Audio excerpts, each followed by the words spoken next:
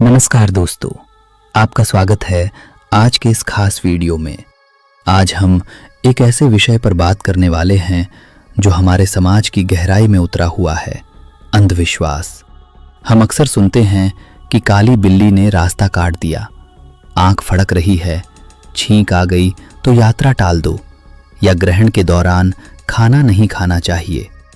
लेकिन कभी हमने रुककर सोचा कि ऐसा क्यों? क्या इसके पीछे कोई ठोस वजह है या सिर्फ पीढ़ियों से चली आ रही एक मान्यता है? इस वीडियो में हम बिना किसी के धर्म या आस्था को ठेस पहुंचाए सिर्फ तर्क और विज्ञान की कसौटी पर इन मान्यताओं को परखेंगे। सबसे प्रभावी तरीका यही है कि हम शांत रहें, सम्मान से बात करें और सवालों के जरिए अपने मन को सोचने पर मजबूर करें। तो चलिए आज समझते हैं कि आखिर ये अंधविश्वास हैं क्या, ये कहाँ से आए और कैसे हम इन्हें तर्क से गलत साबित कर सकते हैं। सबसे पहले समझते हैं कि अंधविश्वास है क्या। अंधविश्वास वो विश्वास है जो बिना प्रमाण, बिना जांच पड़ताल के सिर्फ डर, परंपरा या किसी के कहने पर कर लिया जाता है। इसे दो चीजों से अलग समझना जरूरी है। पहला, आस्था, जैसे किसी का भगवान पर विश्वास जो व्यक्तिगत है और दिल से जुड़ा है। दूसरा, विज्ञान, जो सबूतों, प्रयोगों और तर्क पर टिका होता है। अंधविश्वास इन दोनों के बीच की वो चीज है जिसे हमने कभी परखा ही नहीं, बस सुन लिया, मान लिया और आगे बढ़ा दिया। भारत में अंधविश्वास ज्यादा क्यों है? इसके कई कारण हैं। शिक्षा की पहुंच कम रही, गरीबी रही, अज्ञानता रही और सबसे बड़ा कारण, कुछ लोगों ने इस डर का फायदा उठाकर इसे व्यापार बना दिया। तांत्रिक, बाबा, झाड़ फूंक वाले, ये सब डर का कारोबार करते हैं। लेकिन आज के समय में हमारे पास इंटरनेट है, किताबें हैं, विज्ञान है, तर्क है। हम इन अंधविश्वासों को तोड़ सकते हैं। तो चलिए एक एक करके भारत के सबसे आम अंधविश्वासों को देखते हैं और समझते हैं कि कैसे ये वैज्ञानिक रूप से गलत हैं। सबसे पहला और सबसे आम अंधविश्वास, काली बिल्ली रास्ता काट जाए तो काम बिगड़ जाएगा। ये शायद सबसे कॉमन अंधविश्वास है। कितनी बार ऐसा हुआ कि आप निकले, सामने से काली बिल्ली निकल गई और आपने सोचा अब काम नहीं होगा। कुछ लोग तो वहीं रुक जाते हैं या दूसरा रास्ता पकड़ लेते हैं। ये विश्वास आया कहां से?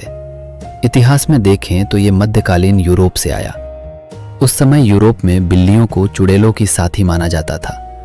अगर कोई बुढ़िया अकेली रहती थी और उसके पास बिल्ली थी तो उसे चुड़ैल घोषित कर दिया जाता था।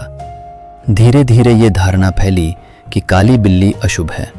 भारत में ये अंग्रेजों के समय या उससे पहले व्यापार के जरिए आई और यहाँ की मान्यताओं में घुल मिल गई। अब वैज्ञानिक नजरिए से देखते हैं। बिल्ली का रंग सिर्फ जेनेटिक्स का मामला है। मेलानिन नाम का पिगमेंट ज्यादा हो तो बिल्ली काली हो जाती है। क्या इसका किसी काम की सफलता या असफलता से कोई लेना देना है? जरा सोचिए। मान लीजिए आप रोज ऑफिस जाते हैं, एक साल में 365 दिन। अगर 100 दिन काली बिल्ली रास्ता काटती है और 265 दिन नहीं काटती, फिर भी आपके काम कभी अच्छे होते हैं, कभी बुरे। हम सिर्फ वही याद रखते हैं जो हमारी सोच से मेल खाता है। इसे साइकोलॉजी में कन्फर्मेशन बायस कहते हैं। जब बिल्ली कटी और काम बिगड़ा तो हमने कहा देखो बिल्ली ने बिगाड़ दिया। लेकिन जब बिल्ली कटी और काम अच्छा हुआ तो हम उसे भूल गए या सोचा कि कोई और वजह रही। असलियत यह है कि दुनिया के जापान, अमेरिका, यूरोप जैसे देशों में लाखों लोग रोज काली बिल्लियां देखते हैं। उनके रास्ते कटते हैं और वे बिना किसी डर के आगे बढ़ते हैं। वहां के लोग उतने ही सफल और असफल होते हैं जितने हम यहाँ हैं। तो ये डर सिर्फ हमारे दिमाग का खेल है, हकीकत नहीं। दूसरा बहुत आम अंधविश्वास है, आंख फड़कना अच्छा या बुरा होने का संकेत होता है। खासकर भारत में तो यह बहुत प्रचलित है। दाएं आंख फड़के तो समझो अच्छा होने वाला है, कोई लाभ मिलने वाला है, कोई शुभ समाचार आने वाला है। और बाएं आंख फड़के तो समझो बुरा होने वाला है, कोई नुकसान, कोई दुखद घटना। कई लोग तो बाएं आंख फड़कने पर उस जगह पर कुमकुम या काली बिंदी लगा लेते हैं ताकि बुरा असर न हो। अब इसे वैज्ञानिक नजरिए से देखते हैं। मेडिकल साइंस में आंख फड़कने को मायोकीमिया कहते हैं। ये दरअसल आंख की मांसपेशियों का अनैच्छिक संकुचन है, यानी ये हमारे कंट्रोल में नहीं होता, अपने आप होता है। ऐसा क्यों होता है? इसके कई कारण हैं। थकान, तनाव, ज्यादा देर तक मोबाइल या कंप्यूटर स्क्रीन देखना, कैफीन का ज्यादा सेवन, नींद पूरी न होना या आंखों में सूखापन, ये सब मांसपेशियों में खिंचाव पैदा करते हैं और आंख फड़कने लगती है। ये कोई बीमारी नहीं है, आमतौर पर कुछ देर या कुछ दिनों में अपने आप ठीक हो जाता है। अब सवाल ये है कि अगर आंख फड़कना सच में भविष्य बताता तो हर उस व्यक्ति को जिसकी आंख फड़कती है पता होना चाहिए कि आगे क्या होने वाला है। लेकिन ऐसा होता नहीं। करोड़ों लोगों की आंखें रोज फड़कती हैं, लेकिन सबके साथ कुछ खास नहीं होता। ये महज एक शारीरिक प्रक्रिया है, कोई शकुन या अपशकुन नहीं। तीसरा अंधविश्वास है, छींक आ गई तो यात्रा मत करो, काम मत शुरू करो। बहुत से घरों में आज भी होता है कि अगर कोई बाहर जाने लगे और किसी को छींक आ जाए तो कहते हैं बैठ जाओ, थोड़ी देर बाद जाना। नए काम की शुरुआत में भी ऐसा होता है। अगर छींक आ जाए तो समझा जाता है कि काम में बाधा आएगी, इसलिए टाल दो। अब इसकी असलियत क्या है? पुराने समय में जब चिकित्सा सुविधाएं नहीं थीं, तब ये एक समझदारी भरी सलाह थी। अगर किसी को छींक आ रही है मतलब उसे सर्दी जुकाम है, वो बीमार है। ऐसे में अगर वो यात्रा पर निकल जाएगा तो उसकी बीमारी और बढ़ सकती है। और साथ ही छींक से कीटाणु फैलते हैं, तो साथ यात्रा कर रहे दूसरे लोग भी बीमार हो सकते हैं। इसलिए लोग कहते थे कि रुक जाओ, आराम करो, ठीक हो जाओ फिर जाना। लेकिन आज के समय में ये पुरानी बात हो गई। आज हमारे पास मास्क हैं, हाथ धोने की सुविधा है, सैनिटाइजर है। अगर किसी को साधारण छींक आ रही है तो वो मास्क लगाकर यात्रा कर सकता है, दवा ले सकता है। और अगर बात करें शुभ अशुभ की, तो अस्पतालों में डॉक्टर और नर्स रोज छींकते हैं। उनके सामने मरीज आते जाते हैं, ऑपरेशन होते हैं। क्या उनके काम बिगड़ जाते हैं? बिल्कुल नहीं। तो ये महज एक पुरानी सावधानी थी जो अब अंधविश्वास बन गई। चौथा बड़ा अंधविश्वास है, सूर्य ग्रहण या चंद्र ग्रहण के समय घर से बाहर मत जाओ, खाना मत खाओ, खाना मत बनाओ। बहुत से लोग ग्रहण के दौरान खाना बंद कर देते हैं, पानी बंद कर देते हैं, यहाँ तक कि तुलसी के पत्ते तक बदल देते हैं। अब इसे समझते हैं। पुराने समय में लोग कहते थे कि ग्रहण के दौरान सूरज की किरणें हानिकारक होती हैं। इसमें कितनी सच्चाई है? सच्चाई ये है कि सूर्य ग्रहण के दौरान सूरज को नंगी आंखों से देखना खतरनाक जरूर है। ऐसा करने से रेटिना डैमेज हो सकता है, जिसे सोलर रेटिनोपैथी कहते हैं। इसलिए पुराने लोग सावधानी के तौर पर कहते थे कि घर के अंदर रहो। लेकिन खाना पीना बंद करने का कोई वैज्ञानिक आधार नहीं है। नासा के वैज्ञानिक, इसरो के वैज्ञानिक, दुनिया भर के खगोलविद ग्रहण के दौरान बाहर निकलते हैं, दूरबीनों से ग्रहण देखते हैं, रिसर्च करते हैं और उस दौरान वो खाना पानी भी लेते हैं। उन्हें कुछ नहीं होता। हाँ, वो सुरक्षित तरीके से सूरज को देखते हैं, फिल्टर का इस्तेमाल करते हैं। तो बात सिर्फ आंखों की सुरक्षा की है, खाने पीने से कोई लेना देना नहीं। ये अतिरिक्त डर है जो हमने मान लिया। पांचवा अंधविश्वास है, दुकान या घर के बाहर नींबू और 7 मिर्च लटकाना, बुरी नजर से बचाव के लिए। आपने देखा होगा दुकानों पर, नए वाहनों पर, यहाँ तक कि घरों के दरवाजों पर भी नींबू मिर्च की माला लटकी होती है। मान्यता है कि इससे बुरी नजर, अलक्ष्मी या नकारात्मक ऊर्जा दूर रहती है। अब देखते हैं इसका वैज्ञानिक कारण क्या रहा होगा। नींबू में सिट्रिक एसिड होता है और मिर्च में कैप्साइसिन होता है। पुराने समय में जब कीटनाशक नहीं हुआ करते थे तो ये चीजें प्राकृतिक कीटनाशक का काम करती थी। सूती धागे से बांधने पर नींबू और मिर्च में हल्की रासायनिक प्रतिक्रिया होती थी, जिससे एक तरह की गंध निकलती थी जो कीड़ों मकोड़ों को दूर रखती थी। ये एक प्राकृतिक उपाय था फसलों या अनाज को कीड़ों से बचाने का। धीरे धीरे ये परंपरा बन गई और लोग भूल गए कि ये कीड़ों के लिए था और इसे बुरी नजर से जोड़ दिया गया। आज के समय में जब हमारे पास केमिकल कीटनाशक हैं तो नींबू मिर्च का वो महत्व नहीं रहा। और अगर बुरी नजर सच में होती तो अमेरिका, जापान, यूरोप जैसे देशों में जहां लोग नींबू मिर्च नहीं लटकाते, वहां तो सबको नजर लग जानी चाहिए। लेकिन वहां के लोग भी उतने ही खुश और सफल हैं। नजर लगना दरअसल एक मनोवैज्ञानिक प्रक्रिया है। अगर कोई हमसे ईर्ष्या करता है तो उसका असर हमारे मन पर पड़ सकता है, हमें बुरा लग सकता है, लेकिन उसका इलाज नींबू मिर्च से नहीं बल्कि आत्मविश्वास और सकारात्मक सोच से होता है। छठा अंधविश्वास है, टूटा हुआ शीशा 7 साल तक बदकिस्मती लाता है।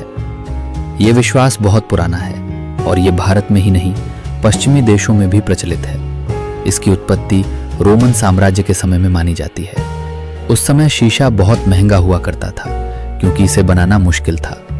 अगर किसी के घर का शीशा टूट जाता था तो उसे दोबारा बनवाने में बहुत पैसा लगता था। इसलिए लोगों को सावधान करने के लिए यह धारणा बना दी गई कि शीशा तोड़ना अशुभ है। 7 साल का समय इसलिए लिया गया क्योंकि रोमनों का मानना था कि 7 साल में शरीर की हर कोशिका बदल जाती है, यानी 7 साल बाद इंसान नया हो जाता है। आज के समय में शीशा बहुत सस्ता है। हर घर में दर्जनों शीशे हैं। अगर कोई शीशा गलती से टूट जाए तो वो महज एक दुर्घटना है। उसका भविष्य की बदकिस्मती से कोई लेना देना नहीं। न ही कोई वैज्ञानिक प्रमाण है कि टूटे शीशे का असर 7 साल तक रहता है। 7वां अंधविश्वास है, रात में नाखून या बाल नहीं काटने चाहिए। बहुत से घरों में आज भी माताएं और दादियां कहती हैं कि रात में नाखून मत काटो, बाल मत काटो, नहीं तो बुरा होता है। कई जगह तो ये भी कहा जाता है कि ऐसा करने से घर में दरिद्रता आती है। इसकी असल वजह क्या थी? पुराने समय में घरों में बिजली नहीं हुआ करती थी। लोग दिए या लालटेन की रोशनी में काम करते थे। रात के समय रोशनी कम होती थी, खासकर कोनों में अंधेरा रहता था। ऐसे में अगर कोई नाखून या बाल काटे तो संभावना थी कि वो खुद को काट ले, चोट लग जाए और नाखून के छोटे छोटे टुकड़े जमीन पर गिर जाते थे जो अंधेरे में दिखते नहीं थे। अगली सुबह जब लोग नंगे पैर चलते तो वो टुकड़े पैरों में चुभ सकते थे या संक्रमण फैला सकते थे। इसलिए सावधानी के तौर पर कहा गया कि रात में नाखून मत काटो। आज के समय में हर घर में बिजली है, रोशनी है और हम वैक्यूम क्लीनर या झाड़ू से सफाई भी कर सकते हैं। इसलिए ये मान्यता अब प्रासंगिक नहीं रही। 8वां अंधविश्वास है, घर के अंदर छतरी खोलना अशुभ होता है। ये भी बहुत पुरानी मान्यता है। असल में पुराने समय में घर छोटे हुआ करते थे, छतें नीची होती थी। छतरी खोलने से वो दीवारों या छत से टकरा सकती थी, जिससे छतरी टूट सकती थी या आसपास रखा सामान गिर सकता था। कई बार छतरी की नोक से किसी को चोट भी लग सकती थी। इसलिए समझदारी इसी में थी कि घर के अंदर छतरी न खोली जाए, बाहर खोली जाए। आज के समय में ज्यादातर घर बड़े हैं, छतें ऊंची हैं और छतरियां भी अलग तरह की हैं। फिर भी ये मान्यता बनी हुई है कि ये अशुभ है, जबकि असल में ये सिर्फ सुरक्षा की बात थी। 9वां अंधविश्वास है, उत्तर दिशा में सिर रखकर नहीं सोना चाहिए। कहा जाता है कि ऐसा करने से नींद नहीं आती, बुरे सपने आते हैं या सेहत पर बुरा असर पड़ता है। इसके पीछे तर्क दिया जाता है कि पृथ्वी का चुंबकीय क्षेत्र उत्तर से दक्षिण की ओर है और हमारे शरीर में भी चुंबकीय तत्व हैं। इसलिए उत्तर दिशा में सिर रखने से ब्लड सर्कुलेशन पर असर पड़ता है। अब इसे वैज्ञानिक रूप से देखते हैं। पृथ्वी का चुंबकीय क्षेत्र लगभग 0.5 गॉस होता है, जो बहुत कमजोर होता है। इसकी तुलना में एक साधारण चुंबक भी कई गुना ज्यादा ताकतवर होता है। इतना कमजोर चुंबकीय क्षेत्र हमारे शरीर पर कोई असर नहीं डाल सकता। अगर ऐसा होता तो अंतरिक्ष यात्री अंतरिक्ष में, जहां कोई निश्चित दिशा नहीं होती, वहां सो ही नहीं पाते, लेकिन वो आराम से सोते हैं। दुनिया भर में करोड़ों लोग अलग अलग दिशाओं में सिर करके सोते हैं और उन्हें कोई दिक्कत नहीं होती। हाँ, अगर किसी को वास्तु या इस तरह की चीजों में विश्वास है और वो उत्तर दिशा में सिर करके सोने से बेचैनी महसूस करता है तो उसका कारण मानसिक है, वैज्ञानिक नहीं। 10वां अंधविश्वास है नजर लगना और उससे बचाव के लिए काला धागा, ताबीज या टोना टोटका करना। बहुत आम है कि अगर किसी बच्चे को ज्यादा तारीफ मिल जाए या कोई व्यक्ति बहुत सफल हो जाए तो लोग कहते हैं नजर लग गई। इससे बचने के लिए काला धागा बांधा जाता है, ताबीज पहनाया जाता है या झाड़ फूंक करवाई जाती है। नजर लगना असल में मनोविज्ञान का विषय है। जब कोई हमसे ईर्ष्या करता है, हमारी बुराई करता है, तो उसका असर हमारे मानसिक स्वास्थ्य पर पड़ता है। हम असुरक्षित महसूस करने लगते हैं, तनाव में आ जाते हैं। इस तनाव के कारण कभी कभी शारीरिक लक्षण भी दिख सकते हैं, लेकिन इसका मतलब ये नहीं कि किसी की नज़र में कोई शक्ति है। काला धागा या ताबीज प्लेसिबो इफेक्ट की तरह काम करता है। इसे पहनने से हमें मानसिक संतोष मिलता है, हम सुरक्षित महसूस करते हैं और इससे हमारा तनाव कम होता है। लेकिन असल में इसका कोई वैज्ञानिक आधार नहीं है। अगर यह सच में काम करता तो दुनिया की हर सेना, हर पुलिस फोर्स, हर खिलाड़ी इसे पहनता, लेकिन ऐसा नहीं है। 11वां अंधविश्वास है, शुक्रवार 13 तारीख अशुभ होती है। यह मुख्य रूप से पश्चिमी देशों का अंधविश्वास है, लेकिन अब भारत में भी कुछ लोग इसे मानने लगे हैं। इसकी उत्पत्ति के कई सिद्धांत हैं।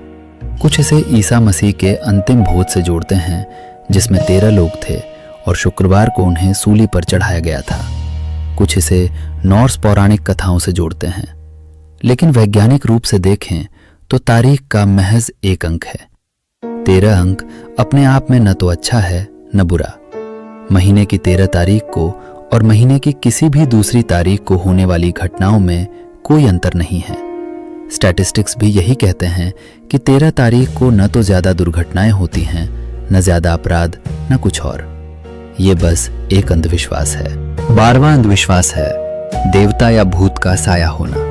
गांवों और कस्बों में अक्सर सुनने को मिलता है कि किसी व्यक्ति पर कोई देवता आ गया या कोई भूत प्रेत सवार हो गया। व्यक्ति अजीब हरकतें करने लगता है, बेहोश हो जाता है, बुखार आ जाता है या कुछ अलग तरह की बातें करने लगता है।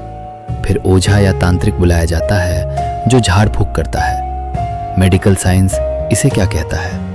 इनमें से ज्यादातर मामले वास्तव में किसी न किसी बीमारी के होते हैं, जैसे मिर्गी यानी एपिलेप्सी, जिसमें व्यक्ति को दौरे पड़ते हैं और वो बेहोश हो जाता है, या सिजोफ्रेनिया जैसी मानसिक बीमारी, जिसमें व्यक्ति को आवाजें सुनाई देती हैं या ऐसी चीजें दिखती हैं जो होती नहीं, या हिस्टीरिया जो ज्यादा तनाव के कारण होता है।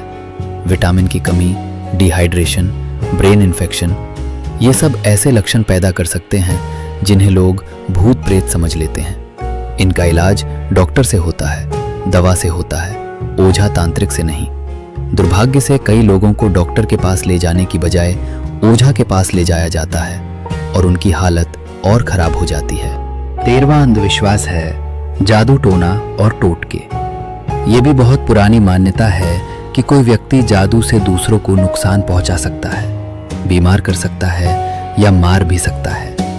आज तक दुनिया में कहीं भी जादू टोने के अस्तित्व का कोई वैज्ञानिक प्रमाण नहीं मिला है। जो भी केस सामने आते हैं उनमें या तो धोखा होता है या मानसिक बीमारी होती है, या फिर केमिकल लोन पॉइजनिंग जैसी चीजें होती हैं। कई बार लोग किसी से दुश्मनी के चलते या पैसे ऐंठने के लिए जादू टोने का नाटक करते हैं, लेकिन हकीकत में इस तरह की कोई शक्ति नहीं है। 14वां अंधविश्वास है, बाबा का चमत्कार। आपने देखा होगा कई बाबा ऐसे होते हैं जो दावा करते हैं कि वो भविष्य बता सकते हैं, राख से सोना बना सकते हैं या बिना खाए पिए रह सकते हैं। भीड़ उमड़ती है, लोग अपनी मेहनत की कमाई चढ़ाते हैं। ये सब कैसे होता है? असल में ये करतब होते हैं, चमत्कार नहीं। जैसे कोल्ड रीडिंग तकनीक होती है, जिससे बाबा आपके बारे में जानकारी जुटाकर आपको लगता है कि उसे सब पता है। जैसे मैजिक ट्रिक्स होती हैं, जिनसे वो राख से सोना बनाने या अंगारों पर चलने का करतब दिखाते हैं। और जब कोई करतब फेल हो जाता है तो कहा जाता है कि आपकी श्रद्धा कम थी, या कन्फर्मेशन बायस से काम चलता है। अगर बाबा की एक बात सही निकल गई तो लोग उसे याद रख लेते हैं और गलत बातों को भूल जाते हैं। सच ये है कि आज तक किसी भी चमत्कार को वैज्ञानिक परीक्षण में साबित नहीं किया जा सका है। 15वां और सबसे संवेदनशील अंधविश्वास है, मासिक धर्म के दौरान महिला को अशुद्ध मानना और उसे रसोई में जाने, पूजा करने या कुछ छूने से रोकना। ये एक बहुत पुरानी मान्यता है जो आज भी कई घरों में प्रचलित है। इसकी उत्पत्ति उस समय हुई जब सैनिटरी सुविधाएं नहीं थीं। महिलाएं मासिक धर्म के दौरान कपड़े का इस्तेमाल करती थीं, जिससे संक्रमण का खतरा रहता था और खून को अशुद्ध माना जाता था, इसलिए उसे पूजा पाठ से दूर रखा जाता था। लेकिन आज के समय में जब हमारे पास sanitary pad, tampon, menstrual cup जैसी चीजें हैं, जब हर घर में साबुन पानी है, सफाई की सुविधा है, तो ये मान्यता पूरी तरह निराधार हो चुकी है। मेडिकल साइंस कहता है कि मासिक धर्म एक बिल्कुल सामान्य शारीरिक प्रक्रिया है। इसमें कुछ भी अशुद्ध नहीं है। ये महिला के स्वास्थ्य का हिस्सा है। इस मान्यता के कारण आज भी लाखों महिलाएं भेदभाव का शिकार होती हैं। उन्हें रसोई से दूर रखा जाता है, मंदिर जाने से रोका जाता है। ये सिर्फ अंधविश्वास नहीं, सामाजिक अन्याय है। अब सवाल ये है कि आखिर हम इन अंधविश्वासों को तोड़ें कैसे हम अपने परिवार में, अपने आसपास के लोगों में वैज्ञानिक दृष्टिकोण विकसित करें। यहाँ कुछ व्यावहारिक तरीके हैं जो आपको मददगार हो सकते हैं। पहला तरीका, सबूत मांगो। जब भी कोई आपसे कोई अंधविश्वासी बात कहे तो पूछिए, इसका सबूत क्या है? क्या कोई रिकॉर्ड है जिसमें हर बार ऐसा हुआ हो? क्या कोई वैज्ञानिक अध्ययन है जो इसे साबित करता हो? ज्यादातर लोगों के पास जवाब नहीं होगा। दूसरा तरीका, कंट्रोल एक्सपेरिमेंट सुझाओ। मतलब 2 समूह बनाकर परखने की बात करो। जैसे नींबू मिर्च वाली मान्यता पर कह सकते हैं, चलो 1 महीने के लिए आधे घरों में नींबू मिर्च लटकाते हैं और आधे में नहीं। फिर देखते हैं किस घर में ज्यादा बुरी नजर लगती है। आप पाएंगे कि कोई फर्क नहीं है। तीसरा तरीका, तुलना करो। दूसरे देशों का उदाहरण दो। जापान में लोग ग्रहण के दौरान खाना खाते हैं। अमेरिका में लोग काली बिल्ली से नहीं डरते। यूरोप में लोग बिना ताबीज के रहते हैं। क्या वहां के लोग ज्यादा दुखी हैं? ज्यादा असफल हैं? बिल्कुल नहीं। चौथा तरीका, वैज्ञानिक कारण बताओ। अंधविश्वास की उत्पत्ति क्या थी ये समझाओ। जैसे रात में नाखून न काटने की बात का असल कारण बिजली ना होना था, बुरा होने का डर नहीं। जब लोगों को असली वजह पता चलती है तो उनका विश्वास कमजोर होता है। पांचवा तरीका, भावनाओं का सम्मान करो। याद रखिए, ये मान्यताएं पीढ़ियों से चली आ रही हैं। किसी पर हंसने या उसे बेवकूफ कहने से बात नहीं बनेगी, बल्कि सम्मान से कहिए, मैं समझता हूं कि ये परंपरा से आया है और तुम्हें अच्छा लगता है, लेकिन क्या हम बिना सोचे मान लें? सवाल पूछने में क्या बुराई है? छठा तरीका, सवालों की बौछार करो। जितने सवाल पूछोगे उतना ही सामने वाला सोचने पर मजबूर होगा। ये कैसे काम करता है? इसका मैकेनिज्म क्या है? क्या कभी ऐसा हुआ कि ये मान्यता झूठी साबित हुई? क्या कोई वैज्ञानिक पेपर है? आप देखोगे कि जवाब देते देते वो खुद ही उलझ जाएगा। अब बात कर लेते हैं कि आखिर अंधविश्वास हानिकारक क्यों है। सिर्फ इसलिए नहीं कि ये गलत है, बल्कि इसलिए कि इसके गंभीर परिणाम हो सकते हैं।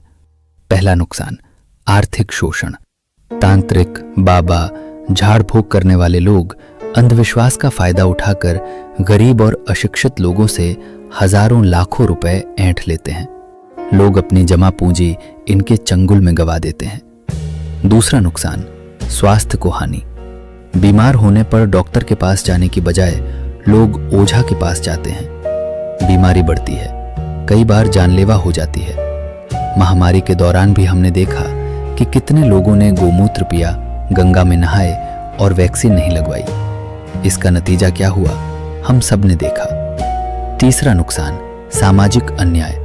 डायन प्रथा के नाम पर महिलाओं को प्रताड़ित किया जाता है, मार दिया जाता है। विधवाओं के साथ भेदभाव किया जाता है।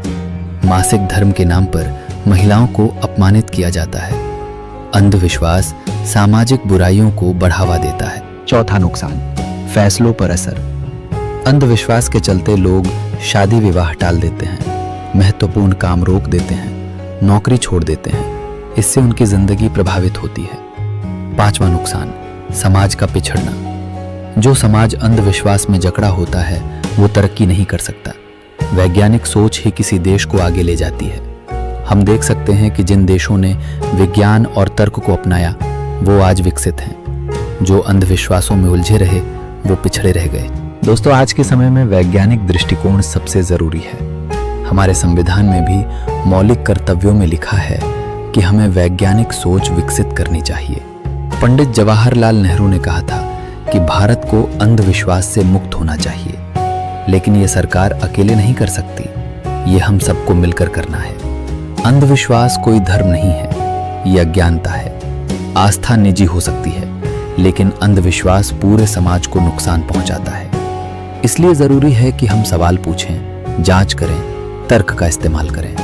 अगर आपको किसी खास अंधविश्वास के बारे में जानना है या आपके आसपास कोई ऐसी मान्यता है जिसे आप समझना चाहते हैं, तो कमेंट में बताइए। मैं उस पर विस्तार से बात करूंगा। याद रखिए, तर्क से डर नहीं भागता, डर से तर्क भागता है। सवाल पूछो, सोचो, जांचो, यही रास्ता है अंधेरे से निकलने का।